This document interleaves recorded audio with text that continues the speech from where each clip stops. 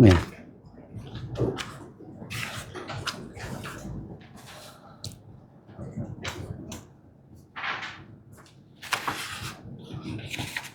자, 이스라엘의 기후와 절기. 자, 이스라엘의 기후, 이스라엘의 계절이 원인이 되는 바람입니다. 이스라엘의 기후는 바람의 방향에 따라 영향을 많이 받습니다. 가장 쉽게 이스라엘의 기후를 이해하자면 일반적으로 이스라엘의 비와 이슬을 가져다주는 시원한 바람은 서쪽에서 위치하고 있는 지중해에서부터 불어오고 이스라엘의 전체 강우량이 이 서풍에 의해서 결정됩니다. 그래서 지중해에서 불어오는 서풍은 이스라엘의 생명을 가져오는 바람으로 인식됩니다. 반대로 산천초목을 말리는 뜨거운 바람은 동쪽에 위치하고 있는 아라비아 사막에서부터 불어옵니다. 이 열풍에 의해 이스라엘은 건기가 시작되고 곡식은 추수할 수 있게 되며 과일들을 성장시키고 추수할 수 있도록 해줍니다. 그러므로 이스라엘의 강우량은 대체적으로 서쪽으로 치우치고 북쪽으로 올라갈수록 높아지며 또한 고도가 높아질수록 많아집니다.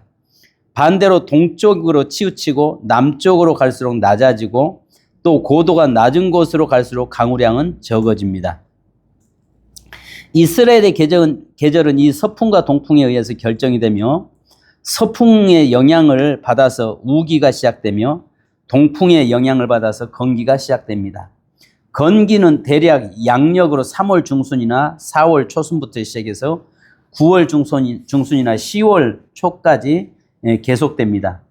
우기는 9월 중순이나 10월 초순부터 시작하여 그 이듬해 중순이나 4월까지 초순까지 됩니다. 그래서 4월부터 9월까지가 건기, 그 다음에 9월부터 여기에 3월까지가 우기, 이렇게 되는 겁니다. 자, 이스라엘의 1년 농사의 사이클인데요. 이스라엘의 1년 기후의 사이클과 더불어서 농사 사이클을 알아보는 것은 성경의 사건들의 배경과 추측해 볼 수 있는 좋은 가늠쇠가 됩니다. 어떤 특정한 사건이 어느 시기에 일어났는지를 가늠해 볼 수 있습니다. 그래서 우리가 아시는 것처럼 이 예수님의 탄생이 12월 달이 아니라는 거 여러분 아시죠? 왜냐하면 겨울 우기 때는 이 1월, 그러니까 12월부터 1월 달에는 비가 많이 오기 때문에 목동들이 또 목자들이 들에서 잠을 자지 않습니다. 잠을 자지 않기 때문에 바로 이 3월 이후로 우리가 이렇게 보는 경향이 있습니다.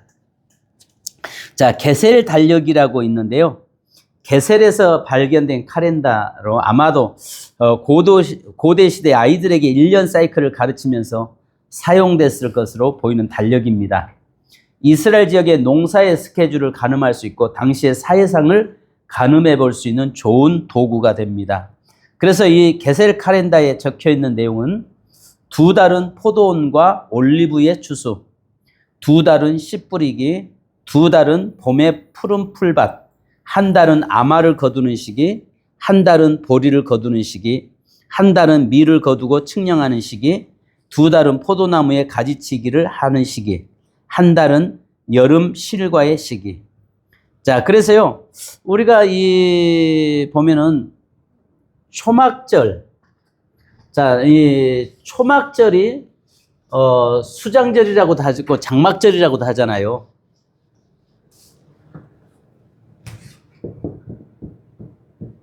자, 초막절은 우리가 아시는 것처럼 수장절, 장막절, 이렇게 이야기하잖아요.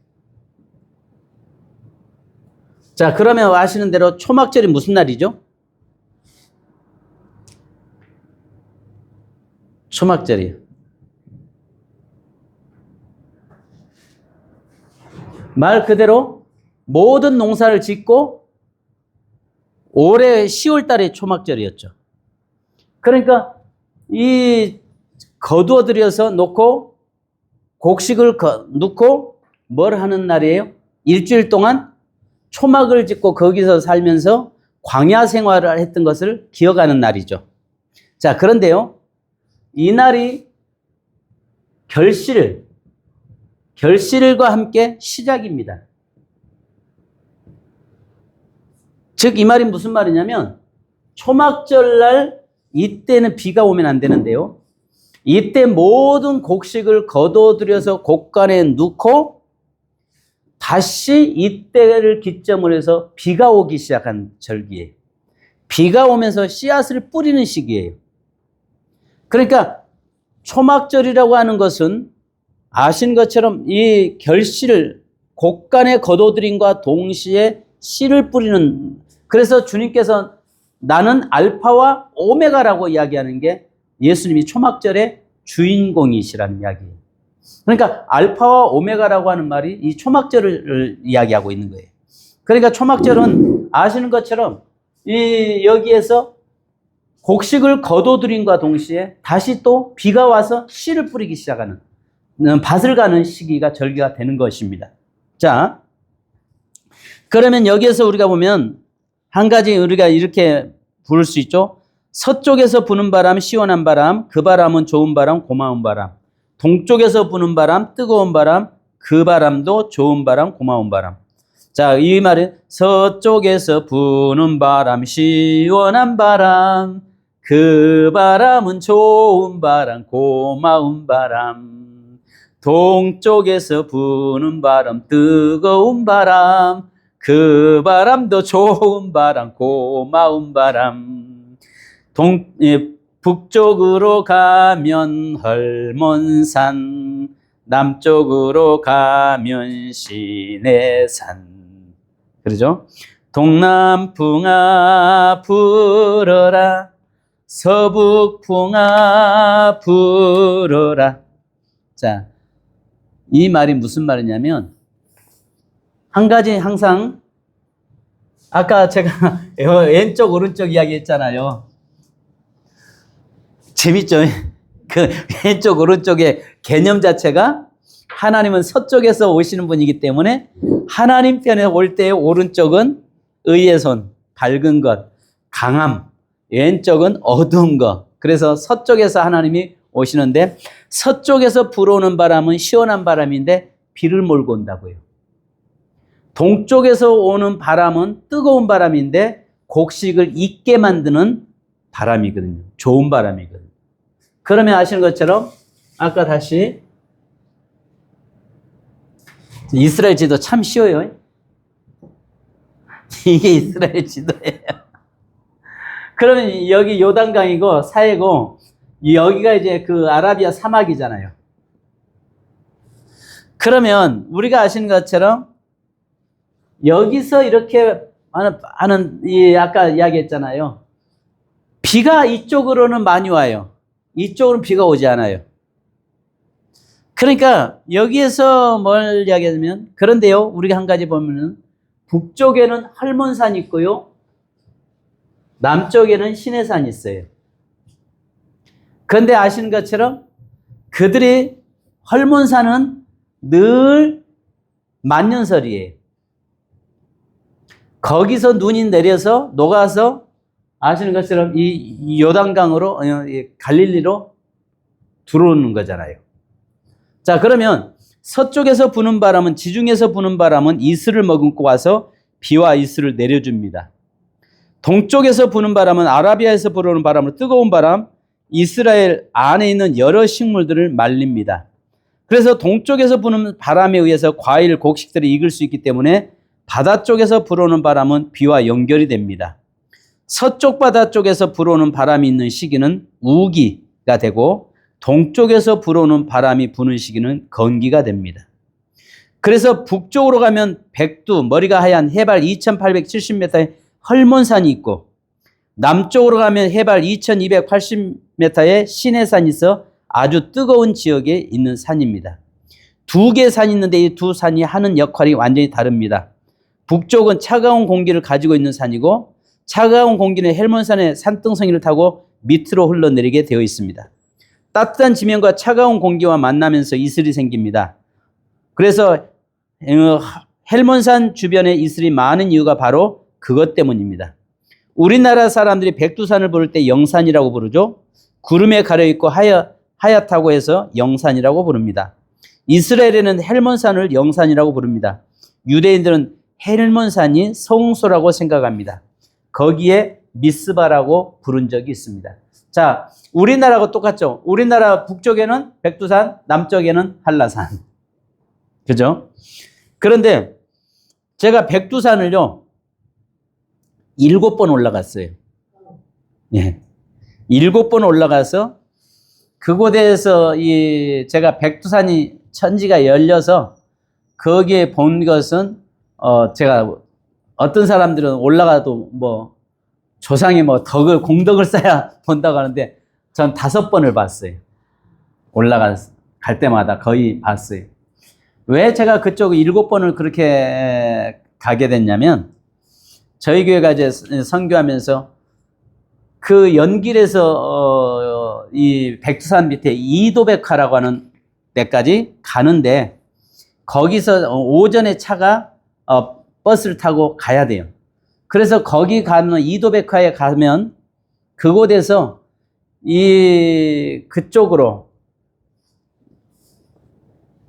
거기가 지금 갑자기 나 지역 이름이 거기서 출발하는 이 기차역이에요. 새벽 1시에 출발을 해요. 그러니까 거기서 갑자기 그 이름이 나 이렇게 요즘 왜 그런지 모르겠어요. 근데 거기 가는데 아침에 연길에서 출발하는 버스를 타고 거기까지 가서 한 3시간 정도 가나요? 3시간, 4시간 정도 가는 것 같네요.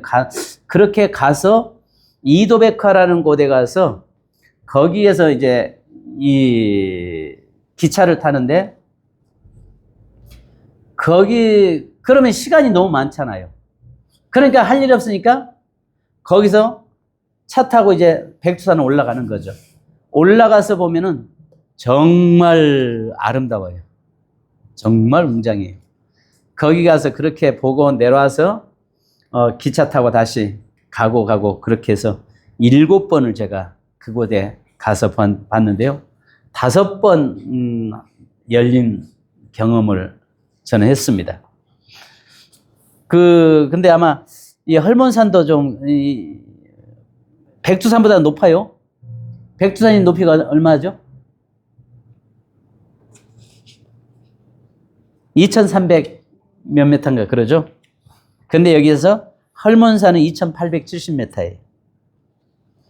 자, 그런데 여기에 성경에는요, 그래서요, 헐몬산의 성소라고 생각해서 거기를 미스바라고 부른 적이 있는데요. 성경에 미스바가 3번 나옵니다. 자, 미스바라고 부를 때는 하나님과 연결된 산이라는 의미를 가집니다. 사무엘의 미스바, 길르앗 족속이 있던 장소, 헬몬산.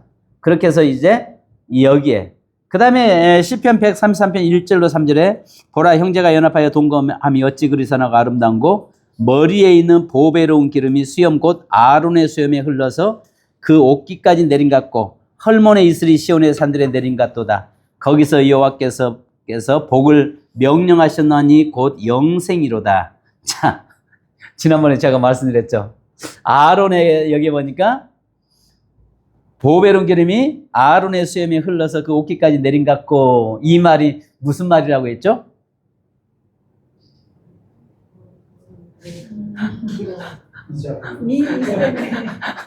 제사장들이 가려우니까 거기다가 기름을 발라가지고 올리브 기름을 발라서 압사시키는 옛날 우리나라 동백기름 이 어머니들 발라서 곱게 하듯이 여기다가 부으니까 이게 흘러내린단 말이죠.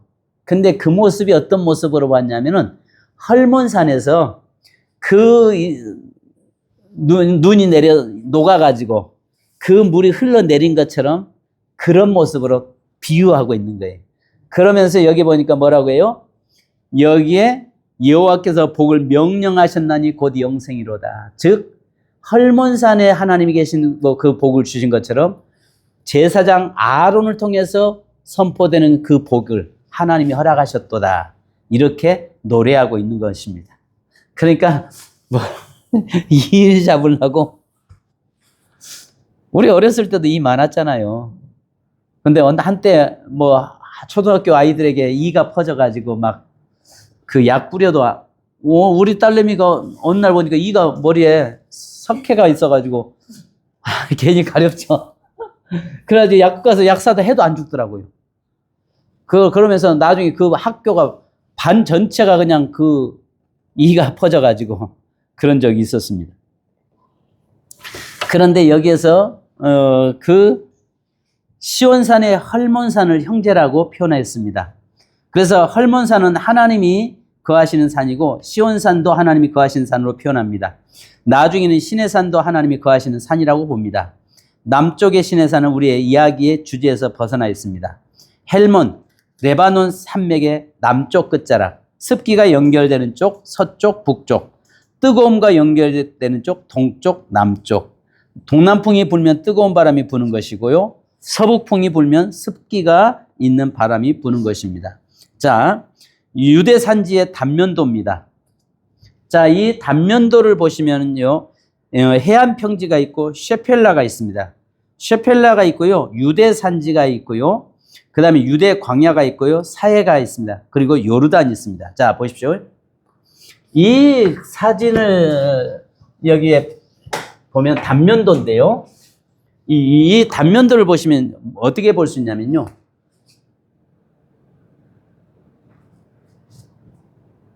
이런 식으로 되어 있습니다. 자, 그러죠? 자, 우리가 한 가지 볼 수 있는 것이 뭐냐면, 자, 여기가 유대 산지입니다. 여기가 셰펠라입니다. 그 다음에 여기가 해안 평지입니다.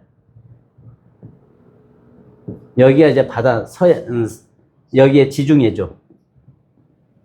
여기가 서쪽이죠. 이게 이스라엘의 지도의 단면도예요. 그러면 자 보십시오. 여기가 사해입니다.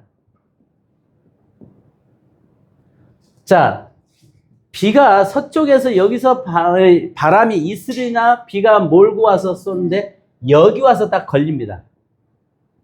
여기 와서 걸려서 비가 이렇게 썰어 내리는데 여기가 이렇게 홈이 파였어요. 셰펠라라고 해요.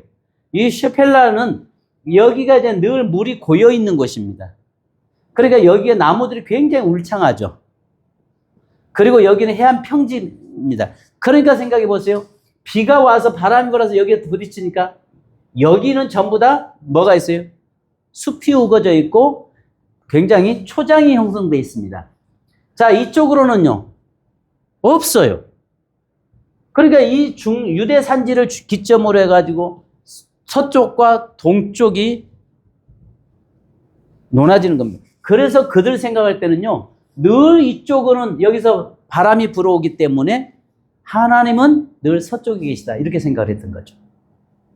왜냐하면 서쪽으로 갈수록 초장이 형성되고 숲이 우거지기 때문에 이곳을, 그래서 이게 여기에 보면 이 유대 산지의 단면도. 자, 그 다음에 여기가 요르단이죠. 그런데 여기가 대협곡을 이루고 있잖아요. 이 협곡이 이루는데 아시는 것은 이 협곡이 이 시베리아에서부터 저 아프리카 빅토리아 호수까지가 협곡을 이루고 있어요. 그래서 우리가 성경의 창세기 10장에서 뭐라고 하면 욕단의 자손들이 그 건너서 스발로 동쪽으로 갔다라고 이야기해요. 그래서 심지어는 어떤 학자들은 우리 욕단의 자손은요, 바벨탑 사건에 참여하지 않은 민족이다라고 이야기해요. 왜냐하면 10장에서 에벨에게서 벨렉과 욕단이 갈라지면서 욕단 자손이 여기에 있는 이 협곡을 건너서 넘어가잖아요. 그리고 난 다음에 11장에 창세기 11장에 바벨탑 사건이 나와요. 그래서 바벨탑 사건 나오기 때문에 이때 여기에서 이 욕단의 자손들은 바벨탑 사건에 참여하지 않은 민족이다. 그래서 언어가, 우리 한민족 언어가 가장 태초의 언어다. 그래서 우리가 아시는 것처럼 아리랑 아라리요, 알이랑 넘어간다. 그래서 한번 우리가 여기 지난번에 이야기한 것처럼 유석근 교수를 한번 여기 초청하고 싶어요. 그래서 숫자가 많으면은 유석근 교수를 좀 초청해서 우리 교회 몇 번 왔었는데 와서 여기에서 좀 한번 그런 부분 강의를 좀 들을 필요가 있습니다. 그래서 우리가 편협적으로 볼 것이 아니라 넓게 성경을 볼 수 있는 좀 눈이 열려졌으면 좋겠습니다. 자, 그래서요, 아시는 것처럼 여기에 보면 광야는 양과 염소를 기르는 지역입니다. 유대 광야는 건조하지만 양이나 염소를 키울 수 있습니다. 자, 그 다음에 셰펠라입니다. 낮은 지역으로 과일 농사를 지을 수 있는 곳입니다. 베델, 헤브론, 해발 1000m 산에서 흘러내려온 토사들이 모이는 곳으로 좋은 땅, 비옥한 땅입니다. 전쟁에서 전초기지 역할을 합니다. 블레셋 사람들은 유대 사람들이 내려오지 못하도록 하고 유대 사람들은 블레셋 사람들을 올라오지 못하도록 합니다. 자, 아시는 것처럼 유대인들은 어디 살았을까요? 여기 해안 평지와 셰펠라와 유대 산지요. 어디에 살았을까요? 유대인들은요. 그리고 여기에 이 블레셋 사람들이나 이런 사람은 어디 살았을까요?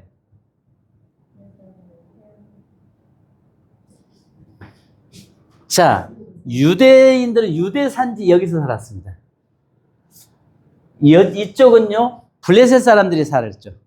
지금 그래서 가자지구 있죠? 해안선 평지의 가자지구 거기에 있습니다. 그리고 여기에 셰펠라 여기가 항상 늘 전쟁터였어요. 그러니까 기드온이 그 300명의 용사를 이끌고 나가서 싸웠던 것들이 전부 이 셰펠라예요. 여기서 이들은 못 올라오게 막고 여기서 못 내려오게 막았던 곳이에요. 그래서 아시는 것처럼 블레셋 사람들은 농경사에 농사 짓고 산 사람들이었고 유대 산지에 있는 사람들은 목축업을 하면서 산 사람들이에요. 이렇게 구분이 되게 있었습니다. 그래서 광야는 환경적으로 이야기하자면 메마르고 황량한 곳이자 메마른 장소입니다. 그러나 광야는 하나님을 만나는 장소입니다. 자, 우리가 보셔야 할 것은 여기가 유대 광야예요. 광야와 사막의 차이는 뭐죠? 광야와 사막의 차이. 사막은 모래만 있고 광야는 뭐 돌인 거 같아요. 척박한데 풀이 자라는 곳. 그래서 목축할 수 있는 곳. 사막은 아무것도 없는 곳. 그런데 이제 이쪽은 아라비아 사막이죠. 이쪽은 아라비아 사막이고 여기 유대 광야 이쪽. 그러면 자 보세요. 다윗이 양을 친 것이 어딜까요?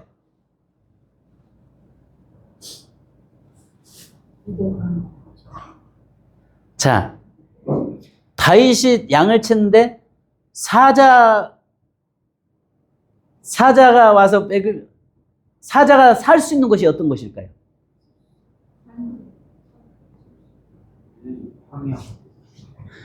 광야에서 사자가 살까요? 정글 밀림 지역에서 살 수 있죠. 자, 그런데 놀라운 것은요. 셰펠라에 있는 이쪽에서 다윗이 양을 치지 않습니다. 유대 광야에서 칩니다. 그러면 사자가 어디 있냐? 요단강 지류에 여기가 또 요단강이 이 사이에 이 협곡이니까 여기에 강이 흐르니까 거기에 버드나무들이 많이 자랐어요. 그래서 그 사이에는 동물들이 있어서 사자들이 그것에 있어서 종종 유대에서 광야로 산지로 올라와서 있기 때문에 다윗이 양을 친 것이 유대 광야로 우리가 보죠. 제가 왜 이야기하냐? 자, 보십시오. 이런 유대 광야 하는데 우리가 아시는 것처럼 시편 23편의 모습의 어떤 곳이에요? 자, 여호와는 나의 목자시니 내가 부족함이 없으리로다. 그가 나를 푸른 초장에 누시며 실만한 물가로 인도하시는도다. 자, 여러분, 교회를 처음에 전도해가지고 친구가 고등학생이 자기 친구를 데리고 와서 횟집하는 아이가 데리고 친구를 전도했습니다. 근데 목사님이 그날 설교를 하는데 여호와는 나의 목자시니 내게 부족함이 없으리로다. 그가 나를 푸른 초장으로 인도하시며 하니까 야 무슨 말이야 하니까 가만히 있어. 와사비 말하지 않냐? 와사비 말하지 않냐? 초장, 푸른 초장이니까. 와사비 지금 말하고 있잖아. 가만히 있어. 그런데 놀라운 것은 그 시를 23편 쓴 게 여기서 쓴 거죠. 그러면 우리가 생각할 때 우리는 저 뉴질랜드나 저 유럽 쪽에 스위스나 이런 데 그 초장에 하얗게 양이 뜯고 풀을 뜯고 한가로이 뜯고 있는 그런 그림을 연상하죠.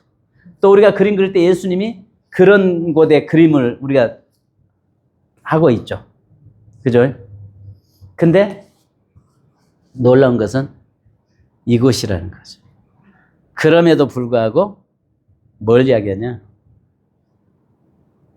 환경이 중요한 게 아니라 하나님과 동행하느냐 하지 않느냐가 중요하다는 거죠. 그러니까 우리가 아브라함이 살았던 데가 어디예요? 남쪽이잖아요. 부엘세바 이 아래. 정말 거기는 환경이 척박한 곳이잖아요. 비가 오지 않는 곳이잖아요. 그런데 그곳에서 살면서도 환경이 문제가 아니라는 거죠. 우리가 여기에 보면 롯이요. 내가 우리 성도들은 그 이야기 했습니다.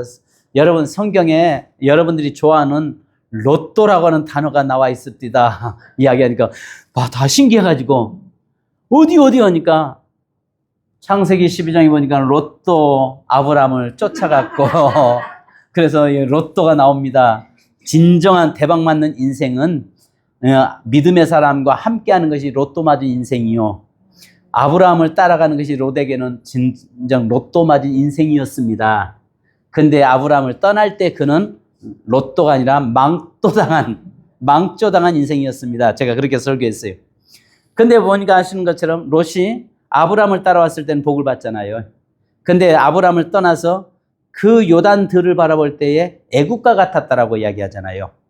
애국가 같았다는 말은 그가 애굽에 잠깐 갔다가 올 때 여전히 자기의 이 작은 아버지는 작은 어머니를 거기에 바로의 왕의 아내 삼았던 것을 보고 아브라함은 수치스럽게 생각하면서 그것을 기억하고 싶지도 않았을 거예요. 근데 롯은 늘 그 나라 그 땅을 동경했잖아요. 그래서 그 요단들을 바라보면서 거기가 애국가 같았더라. 그걸 못 버렸잖아요. 그러다가 결국은 그 인생이 결국은 로또 맞은 인생이 나중에는 망조당한 인생으로 바꿔버리잖아요. 그죠? 그러니까 환경이 중요한 게 아니라는 거죠. 우리 인생에 살면서 자꾸 우리는 좋은 환경을 찾고 있는 좋은 환경이 아니라 가장 좋은 환경은 하나님과 함께하는 환경이 가장 좋은 환경이라는 것이죠. 그죠? 근데 한 가지 우리가 시편 23편을 놓고 21편과 24편을 두 산이 나오죠. 두 산이. 자, 보세요.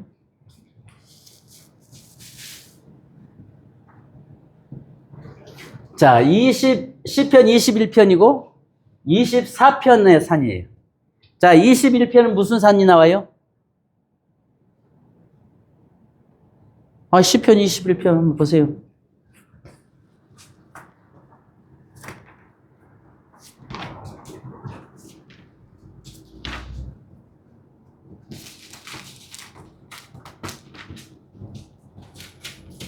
자, 22편, 죄송합니다. 22편. 그리고 여기가 23편이죠. 자, 22편이 뭐죠?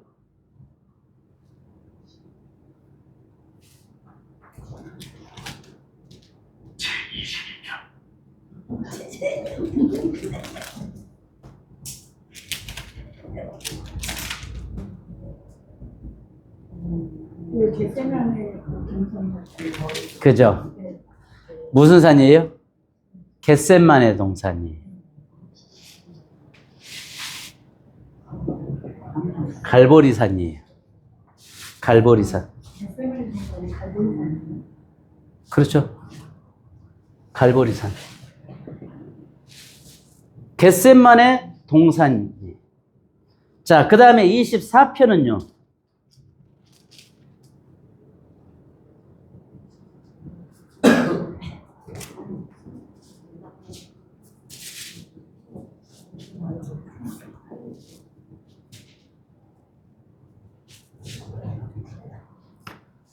자, 시온산이에요. 여기가 갈보리산, 겟셈만의 올리브산이에요. 한마디로 말하면 올리브산이라고 합시다. 자, 여기는 예루살렘 성전이 있어요. 여기가 골짜기가 무슨 골짜기예요?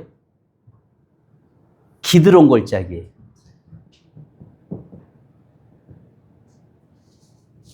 그러면 지금 예루살렘에 가보면 그 아까 예루살렘 성전이 시온산이 있고 여기는 시온산이 있고 반대 이쪽에는 뭐가 있어요?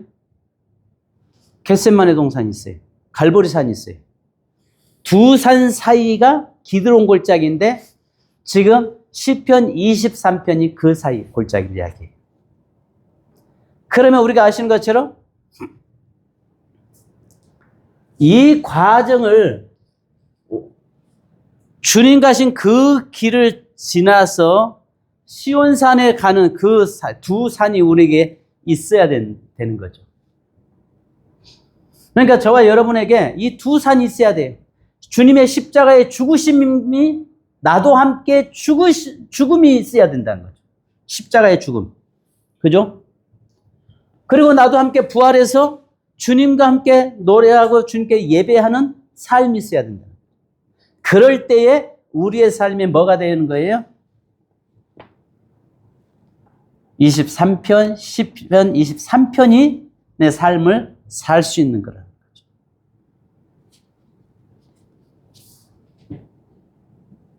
무슨 말 이해 가시나요? 이 두 산이 우리에게 있어야 돼요. 이 두 산이 있어야만이 우리의 삶에 시편 23편이 존재하고 있다는 거죠. 근데 우리는 뭐만 있기를 원해요? 갈보리산 이것은 십자가 지는 것은 우리는 거부해 싫어해요. 오직 하나님의 영광의 자리만 이것만 바라보려고 해요. 이것만 바라보고 있을 때 23편의 삶은 이루어지지 않는다는 것이죠.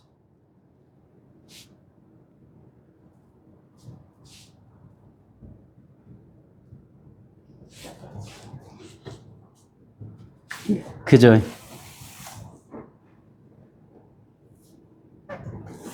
아니, 우리가 죽음이 없는데 부활할 수가 없잖아요. 근데 참 성경에 보면요. 죽었다가 살아난 자 사건이 예수님 당시에 3번의 사건이 있죠.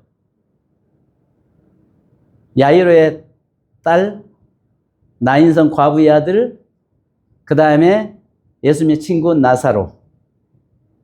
근데 그들을 부활했다고 말하지 않아요. 왜요? 다시 죽었으니까. 근데 부활했다고 하는 것은 우리가 아시는 것처럼 초실절. 그러니까 예수님의 부활의 첫 열매라고 말씀하는 것은요, 두 가지를 의미를 가지고 있잖아요. 하나는 예수님의 부활의 첫 열매가 되셨도다라고 고린도전서에 말씀하는 것이 뭐냐면은 이겁니다. 예수님이 부활하신 그 안식 후 첫날 그 새벽에 예수님은 무덤에서 부활할 때 성전에서 뭘 하고 있었냐면 첫 열매, 초실절, 첫 열매를 하나님께 제단에 올려서 제사 드리고 있는 그 시간에 예수님이 부활하셨다는 이야기입니다. 그래서 첫 열매라고 이야기해요. 두 번째는 예수님의 부활의 첫 열매가 됐다는 것은 오늘 이 땅에 있는 모든 사람은 죽었다가 살아났을지라도 다시 죽었다는 것이죠. 그러나 예수님만이 부활하시고 나서 영원히 죽지 않으신 분이 됐는데 이제 예수에게 속한 모든 자는 다 예수님처럼 부활한다. 죽지 않는다. 그래서 예수님이 우리의 부활의 첫 열매가 되셨다라고 두 가지를 이야기하고 있는 거죠.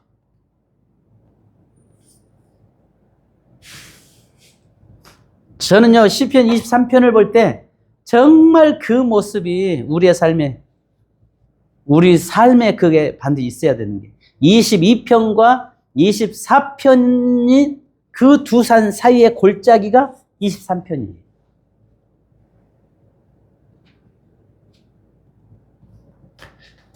주의 십자가를 향해서 걸어가지 않는 자는 주의 영광의 자리에 갈 수가 없는 것이죠. 주의 고난에 참여하지 않은 자는 주의 영광의 자리에 참여할 자격이 없는 거죠. 그래서 우리에게 23편의 모습. 그러니까 중요한 것은요, 얼마나 환경이 중요한 것이 아니라 내가 하나님과 동행하느냐 하지 않느냐, 이거에 중요하다는 것을 우리에게 말씀하고 있는 것입니다. 이해되시죠? 그래서 시편 이 말씀을 우리가 새롭게 한번 나름대로의 한번 그 부분에 대해서 한번 연구해 보시고 그 부분에 대해서 한번 말씀을 좀 묵상 한번 해보시면 정말 좋을 것 같아요. 그래서 이 22편에는 그 주님의 고난을 이야기하고 있잖아요. 24편은 그 영광을 이야기하잖아요.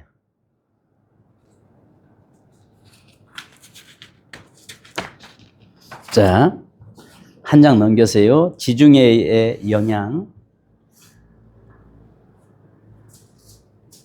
열왕기상 18장 44절에 7번째 이르러서는 그가 말하되 바다에서 사람의 손만한 작은 구름이 일어나나이다. 이르되 올라가 아합에게 말하기를 비르에 막히지 아니하도록 마차를 갖추고 내려가소서 하라 하니라.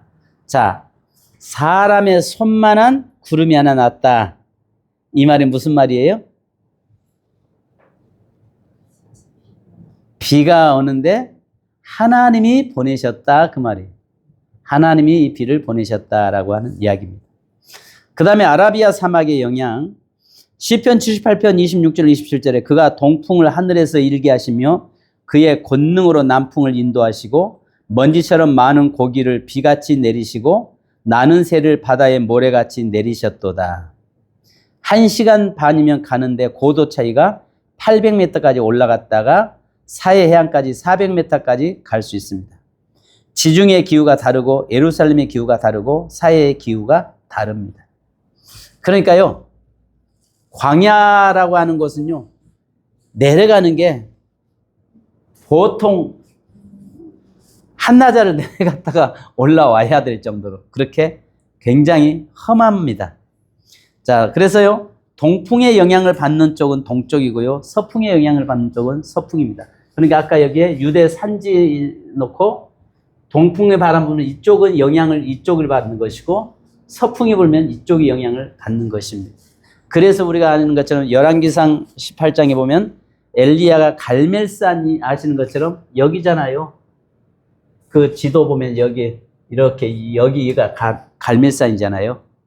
갈멜산이고 여기가 이스라엘 평야잖아요.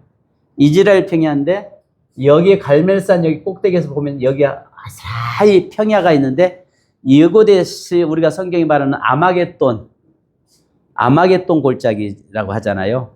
그래서 모든 전쟁 영웅들이 다 이곳을 지나갔잖아요. 그리고 전쟁이 다 거기서 벌어졌죠. 자, 그래서요, 목사님들 아시는 것처럼 이스라엘에서는 이 지도가 예를 들어서 자, 아시는 것처럼 해안선을 따라가는 길이 있고 또 킹스웨이라고 해서 왕의 도로가 있잖아요. 그런데 이쪽은 사막지대니까 여기가 이제 이스라엘 평야예요. 평야 지역이. 여기서 이 산에서 여기서 내려다보면 여기가요, 정말 넓습니다. 그리고 저는 가서 보고 깜짝 놀랐던 게 여기가 하늘에 독수리가 얼마나 많은지.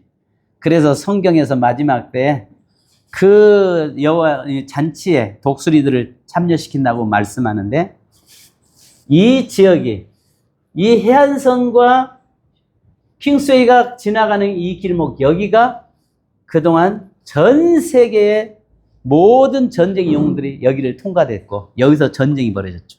그래서 수많은 사람들이 여기서 죽었는데 아시는 것처럼 에스골 골짜기의 마른 뼈들, 그 비유가 여기에서 나오는 거죠. 그러니까 아시는 대로 이 지역이 여기에, 그러니까 손바닥만한 구름이 지중해서 떠오르는데 이건 하나님이 보내셨다라고 하는 의미. 그러니까 우리는요, 그 의미를, 하나님이 서쪽에 계시다는 이 의미를 모를 때는 그냥 손바닥만 구름 속에서 하나님이 역사구나라고 생각하는데 이것은 하나님이 보내셨다. 하나님이 찾아오셨다. 그런 의미를 담고 있는 것입니다. 자, 이스라엘의 기후의 건기와 우기입니다. 자, 정월은 이스라엘에서는요, 정월이 몇 번 있는데요.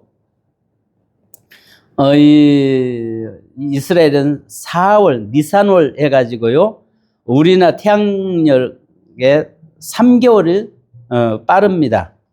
자, 태양력이요, 4월 달이 유대인들에게는요, 니산월입니다. 자, 그리고 2월이요, 5월인데요, 리알월입니다. 그 다음에 여기 3월이 6월인데요, 시반월입니다. 이때부터 건기가 시작됩니다. 그 다음에 4월은요, 7월인데요, 타무즈고, 5월은 8월인데요, 태양력은 8월인데요, 아부월입니다. 그 다음에 9월은 엘루월이고요. 그 다음에 7월이라고 성경의 7월은 태양력이 10월인데요, 티슈리월입니다. 그 다음에 8월은요, 해시반이고요. 네. 자, 키스레브고요, 12월은요. 그 다음에 테벳입니다. 그 다음에 시바시고요, 아달월. 그래서 우리가 성경에 보면 아달월 이게 나오죠. 자, 아달월에 무슨 일이 있었죠? 불임절이 있잖아요. 불임절. 그 다음에 여기 아시는 것처럼 키스레브 때 수전절이 있었고요. 수전절 때 이때가 어땠어요? 성경에서 그 수문학광장에서 말씀을 읽을 때 비가 많이 내렸다고 했죠. 그래서 추워서 이들이 떨면서도 통곡하면서 아멘 아멘 하면서 그랬던 곳. 이때 수전절이었죠. 자, 그러면 여기에서 태양력 10월 달에 나팔절, 대속제일, 초막절이 이때가 있습니다. 그리고 4월 달 니산월에 6월절, 무교절, 초실절이 있습니다. 그리고 여기에서 5월 달, 2월이라고 하는데 리알월에 여기에 77절이 있고, 그 다음에 건기가 시작되는 3월에 여기에 오순절이 있습니다. 자, 그래서요, 여기 보면 유대식 원력을 현대식으로 인식하려면 정월 플러스 3. 그래서 현대식으로는 양력 4월이 됩니다. 이스라엘의 정월은 기준월입니다. 유대인이 사용하는 정월은요, 유대인들에게는 1년에 4개의 정월이 있습니다. 자, 첫째는 식물의 11조를 드리는 기준이 되는 달이 시바돌. 첫 번째 날, 모든 나무들이 그때부터 그 해에 열매를 맺기에 수분을 흡수하는 시작점이기 때문입니다. 그래서 식물의 11조. 그 다음에 짐승의 11조를 드리기 위해서 짐승을 낳는 기준이 엘루롤입니다. 엘루롤이 자, 몇 월이죠? 9월이죠. 9월 달. 예, 그 다음에 이때가 짐승들이 1년 동안 새끼를 낳은 사이클이 멈추기 때문에 이때에 뭘 하냐면은 11조를, 짐승의 11조는 어떻게 계산하죠? 짐승의 11조를 정할 때 어떻게 정한지 아세요? 우리에다가 놓고 목자가 지팡이로 하나, 둘, 셋 나가잖아요. 10번째는 한 마리 딱 빼내고, 그 다음에 목자가 또 지팡이로 하나, 둘, 셋 해서 10번째 나면 또 빼내고, 이렇게 해서 11조를, 짐승의 11조를 정해진 날입니다. 그러니까 여러분 보십시오. 몇 마리가 날지는 모르잖아요. 왜냐하면 목장 들에서 키우고 하기 때문에. 그래서 이제 새끼가 다 이제 멈췄잖아요. 그러니까 새끼가 난 날이 딱 멈춰졌기 때문에 그 다음부터 더 이상 나지 않아요. 그래서 숫자를 세서 그때 구분된 날이 11조를, 짐승의 11조 정한 날을 엘루월이 이걸 정월이에요. 자, 그 다음에 또 여기에 희년을 재는 기준입니다. 티시리올인데요. 일반적인 정월입니다. 하나님께서 천지를 창조하신 달이기 때문이라고 여기고 있기 때문입니다. 그래서 티시리올이 10월 달인데요. 이때가 일반적인 정월인데요. 여기에서 이 희년, 이때부터 정식으로 희년 50년을 재기 시작하는 것입니다. 자, 이스라엘에서는 1년을 계수하는 기준달 니산월, 모든 절기를 세는 기준점입니다. 니산월에 이스라엘 백성들이 애굽에서 구원받았기 때문에 마치 죽었던 민족이 다시 살아났다는 의미에서 이스라엘 백성이 지키는 모든 절기의 기준점이 됩니다. 그래서 양력으로 니산월이라고 이야기하는데 때가 4월입니다. 4월. 4월이 니산월. 자, 그래서 이때가 6월절이 있고 이때가 무교절과 초실절이 있습니다. 자, 그래서 암기는요. 여기에 보면 이 사니 오리알 60원, 치타도 파라부 구에롤. 이게 건기입니다. 그러니까 사니 오리알을 사니까 60원 나왔고 그 다음에 치타도 팔아보니까 9월 달에 팔았다 이런 의미로 읽는 겁니다. 그 다음에 우기는 침 튀기면서 이야기하는데 10티시 11일 해시반 12 키스레브 1태백 이사밭 사마달. 이건 왜냐하면 우기니까 침 튀기면서 이야기하답니다. 7월의 절기는 양력 10월인데요. 초막절 있는 절기입니다. 그때부터 비가 오도록 하는 기도를 시작합니다. 날씨는 시원해지고 티시리월에 들어가면서 사람들이 뭔가 기대하고 죄를 회개하게 되고 사람들과 화해를 시작하게 됩니다. 또 비를 위한 기도문이 있습니다. 7월 양력 10월에 이른비와 함께 우기가 시작되는 시기에 나팔절, 초막절, 대속죄일 등의 절기가 시작됩니다. 이 가운데 초막절의 의식 중에서 비를 위한 기도문을 낭독하는 의식이 있습니다. 이 시기부터 내리는 비의 양에 따라서 곡식 추수량이 달라지기 때문입니다. 곡식의 풍년은 고대시대 사람들에게 1년 동안 평안히 살 수 있다는 보증과 같은 축복입니다. 그래서 성경에 보니까 하늘문을 닫았다라고 이야기하잖아요. 그 말은 뭐냐면 비가 내릴 때 비가 내리지 않았다는 것입니다. 그러니까 하나님께서 하늘문을 닫아버렸고 이 말은 비가 내려야 되는데 비가 제때 오지 않으니까 다 쭉정이가 돼버렸다는 것입니다. 그래서 이 정확하게 10월 달이 시작되면은 그때가 우리가 아까 이야기했잖아요. 초막절.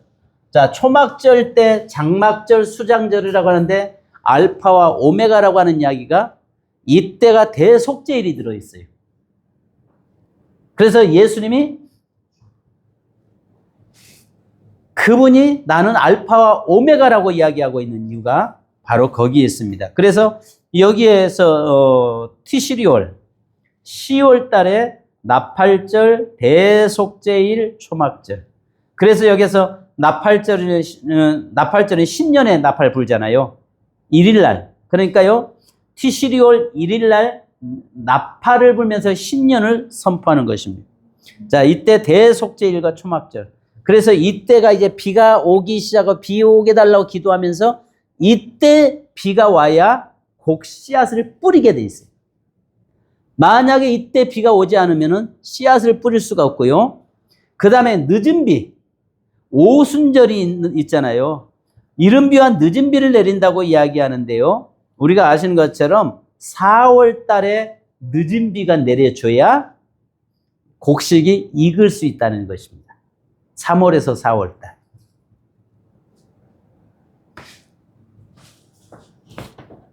자. 그래서요, 우기가요,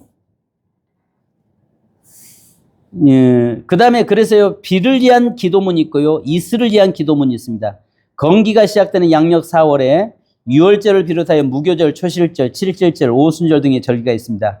이 시기는 비가 멈추고 뜨거운 바람이 불어서 건기가 시작되는 시기이기 때문에 과일이 성장하는 시기입니다. 이 시기에는 더 이상의 비를 기대할 수 없기 때문에 과일들이 성장할 수 있도록 습기, 곧 이슬을 위한 기도문을 낭독합니다. 자, 포도는 언제 거둘까요?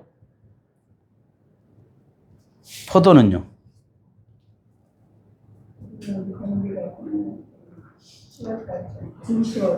그러니까 건기가 막바지에 있을 때. 그러니까 건기 때는 과일들이 익는 거잖아요. 그러니까 건기 막바지 때 이제 우기가 시작하기 전에 건기가 막바지 때는 물 있는 것들이 물들이 다 떨어지잖아요. 그 모아놨던 물들이 다 떨어지고 있을 때 그때에 포도는 기쁨이잖아요. 포도즙을 짜고 있을 때 예수님이 뭐라고 했어요? 나는 참 포도나무라고 이야기하잖아요. 그건 뭐냐면은 예수님이 진정한 기쁨이라는 것, 진정한 생명이라는 것을 우리에게 보여주고 있는 것입니다. 그래서 이스라엘에서 포도가 굉장히 중요한 나무예요. 그래서 아시는 것처럼 어떤 사람이 포도원에다가 무화과 나무를 심었다. 이 말은요, 이해할 수 없는 이야기예요. 그 사람들에게는. 포도는요, 생명과 직결되어 있거든요. 자, 그럼 보십시오. 포도원에다가 무화과 나무를 심어놨어요. 그리고 나서 이 포도는 심어놓고 나서 뭐 했어요? 3년간을 와서 열매 맺는가 찾아봤어요. 그러면 우리가 아시는 것처럼 심고 3년이 아니에요. 레위기서에 보면 심어 놓으면은 3년 동안 열매 딸 수가 없어요. 그러면 이 나무가 3년 됐다는 것은 이 포도원에다가 심어 놓은 게 6년 됐다는 이야기예요. 6년 됐다는 말은 무슨 말이냐면, 그러면 6년 됐는데 7년 되면 주인이 가서 찍어버리라, 땅만 차지하고 있다 할 때 한 해만 더 참으소서. 그럼 보십시오. 이해할 수 없는 게 이스라엘 백성들에게 예수님이 하신 말씀이 포도원에다가 무화과 나무를 심었다는 것 자체가 이해를 못하는 거예요. 왜냐하면 무화과 나무 심기 위해서 포도나무를 뽑아냈다는 이야기거든요. 그러니까 그 말은 뭐냐면 포도나무는 예수님을 이야기하고 무화과 나무는 이스라엘 백성을 상징하잖아요. 그러니까 예수님을 죽이면서 거기다 이스라엘 백성을 갖다 심어놨어요. 그러면 당연히 열매 맺어야 되는데 잎사귀만 무성한 자가 돼버렸어요. 그러니까 저주해버린 거잖아요. 그러면 여기에서 포도원에다가 무화과 나무를 심은 것 자체가 이해가 안 돼. 왜냐하면 밖에는 무화과 나무는요, 밖에 늘 널브러져 있는 게 무화과 나무예요. 근데 이 포도나무는 생명과 직결된단 말이죠. 그런데 여기에서 6년 지나니까 찍어버려라 하는 것은 7년째는 안식년이에요. 이 7년이라는 안식년은 이건 뭐랄까, 별 수가 없는 거예요. 그래서 이 사람들이 편법적으로 뭘 하냐면은 6년째 되면은 그 나무가 열매 맺자면 비워버렸지. 비워버리고 다시 나무를 심어버리면 1년이라는 안식년을 그냥 뛰어넘는 거예요. 그리고 1년을 버는 거죠. 자, 그래서 찍어버려야 할 때 예수님 뭐라고 합니까? 주여 한 해만 더 참으소서 이야기해요. 참으소서 말하는 것은 이 나무는 8년째로 넘어가는 나무예요.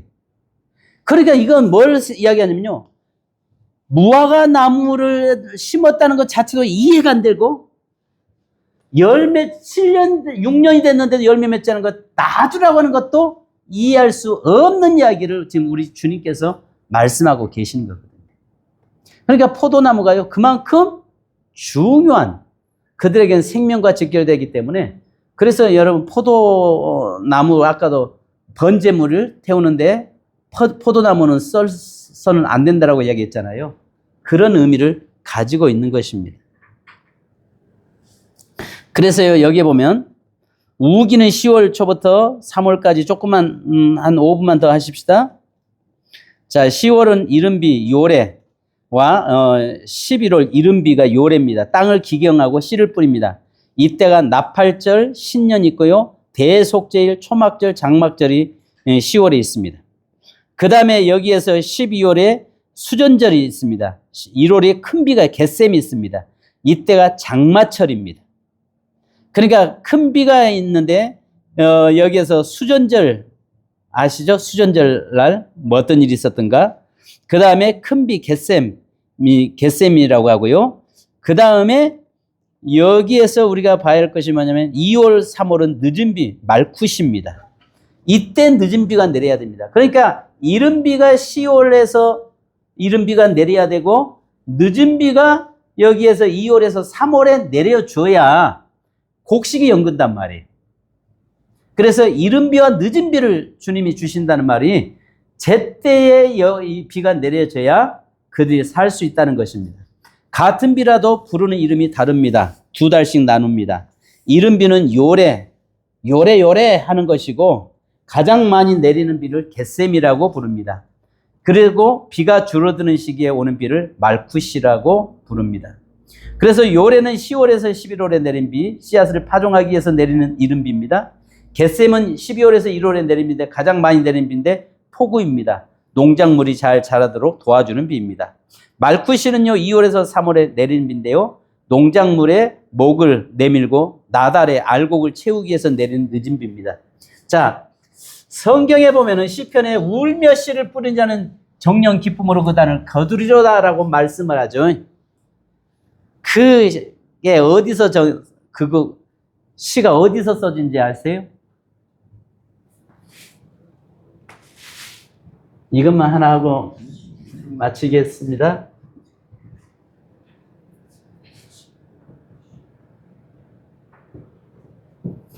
자, 이게 나일강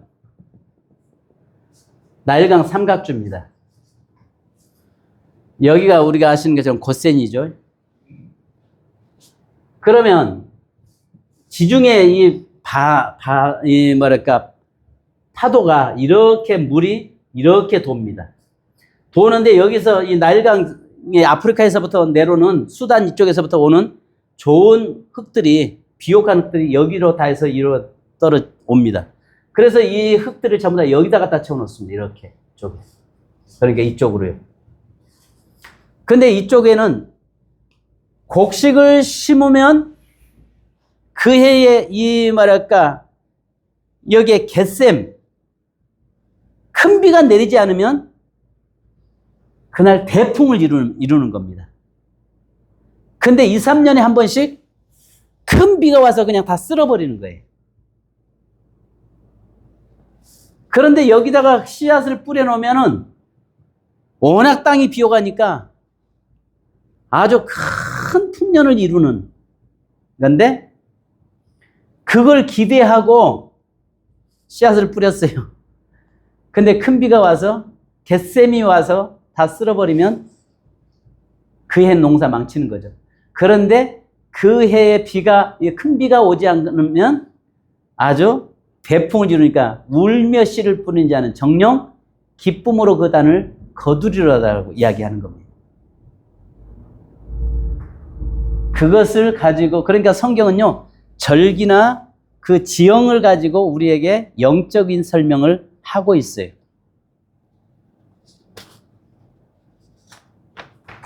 네, 우리 여기까지 오늘은 좀 우리 정 목사님 많이 힘들으시는 것 같아서